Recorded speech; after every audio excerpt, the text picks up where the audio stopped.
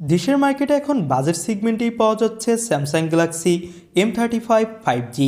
ফোনটা দেখতে যেমন সুন্দর তেমনি এই ফোনটাতে 120Hz রিফ্রেশ রেটের সুপার অ্যামোলেড প্যানেল থাকছে একটা পাওয়ারফুল 5G চিপসেট এবং দুর্দান্ত ক্যামেরা কোয়ালিটি বাজেট অনুযায়ী, এবং 6000 mAh এর বড়সড় একটা ব্যাটারি তো থাকছেই। আজকের ভিডিওতে কথা বলবো দেশের মার্কেটে বর্তমান সময় ফোনটা কত দামে পাওয়া যাচ্ছে এবং এই বাজেটে কি ফোনটা আসলেই ভালো কিনা, এইসব বিষয় নিয়ে বিস্তারিত। চলুন আজকের ভিডিওটা শুরু করে দিই। শুরুটা করব লুক এবং ডিজাইন দিয়ে। স্যামসাংয়ের এম এবং এ সিরিজের যথাযথ অন্য সব ফোনের মতোই এই ফোনটারও সেম ডিজাইন রাখা হয়েছে। ব্যাকসাইডটা কিছুটা কার্ভ এবং কর্নারগুলোও বেশ কার্ভ, যার ফলে ফোনটা হাতে নিলে বেশ একটা হ্যান্ডস অন ফিল পাওয়া যাচ্ছিল। এবং এই ফোনটার ব্যাকসাইডে কিন্তু দেওয়া হয়েছে গ্লাস ব্যাগ, যেটা দেখতে অনেক বেশি জোস। এবং মার্কেটে ফোনটার 3টা কালার ভেরিয়েন্ট অ্যাভেলেবেল হবে এবং ফোনটা বেশ হ্যান্ডি এবং ওয়েটলেস। তো ওভারঅল যদি আমরা বলি তাহলে ফোনটার লুক, ডিজাইন এবং বিল্ড কোয়ালিটি আমার কাছে এক কথায় জোস লেভেলের লেগেছে।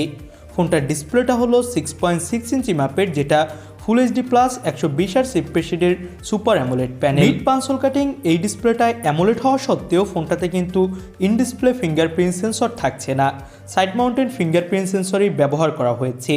তারপরেও আমার কাছে ফোনটা বাজেট অনুযায়ী যথেষ্ট ভালো লেগেছে ডিসপ্লে সেকশনের দিক থেকে। কর্নিং গরিলা গ্লাস ভিক্টাস প্লাসের প্রোটেকশন পাচ্ছেন এই ফোনটাতে। 1000 নিটসের পিক ব্রাইটনেসে এই ফোনটা যদি আপনি হেভি লাইট অথবা সানলাইটে ইউজ করেন তাহলে কিছুটা হলেও ব্রাইটনেসের ঘাটতি কিন্তু আপনার চোখে পড়তে পারে।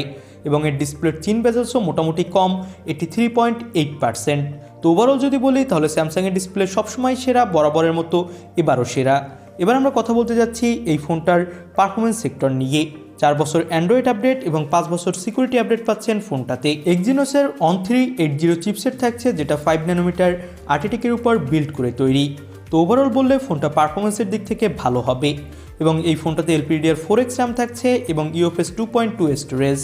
গেমিং বলতে পাবজি, ফ্রি ফায়ার এবং টুকটাক অন্য সব গেমগুলো এখানে মিডিয়াম এবং লো সেটিংসে রান করাতে পারবেন, তেমন একটা ল্যাগ ইস্যু অথবা সিকিউরিটি ইস্যু আপনার চোখে পড়বে না।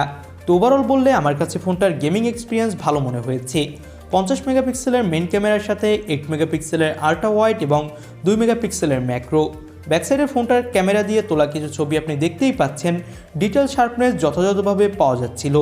4K-তে ভিডিও রেকর্ড করতে পারবেন ব্যাক ক্যামেরা দিয়ে। 13 মেগাপিক্সেলের সেলফি ক্যামেরা থাকছে, যেটা দিয়েও 4K-তে ভিডিও রেকর্ডিং করা যাবে।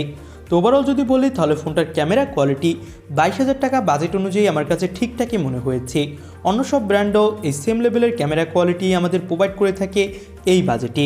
ফোনটাতে ব্যবহার করা হয়েছে 6000 mAh একটা বিগ ব্যাটারি, সাথে দেওয়া হয়েছে 25 ওয়াটের ফাস্ট চার্জার, যেটা দিয়ে মোটামুটি দ্রুত চার্জ করা যাবে এবং চার্জ কিন্তু ব্যাকআপও পাওয়া যাবে অনেক বেশি। এবার দামটা নিয়ে কথা বলি।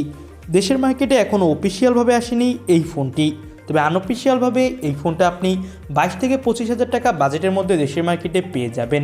বিভিন্ন জায়গায় বিভিন্ন দাম, কিছু জায়গায় দাম একটু কম, কিছু জায়গায় দাম একটু বেশি। আর যদি বলেন ফোনটা কোথা থেকে কিনবেন, তাহলে আপনি বসুন্ধরা সিটি সহ যমুনা ফিউচার পার্ক এবং দেশের বিভিন্ন জায়গায় এই ফোনটা এখন আনঅফিসিয়ালভাবে অ্যাভেলেবেল হয়ে গেছে।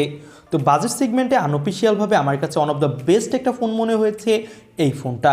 আমার কাছে ফোনটার তেমন একটা কমতি কিন্তু চোখে পড়েনি, তবে এই ফোনটার ইন ডিসপ্লে ফিঙ্গারপ্রিন্ট সেন্সরটা দিলে একদম পারফেক্ট হয়ে যেত। আজকের মতো ভিডিও এখানেই শেষ করছি। আল্লাহ হাফেজ।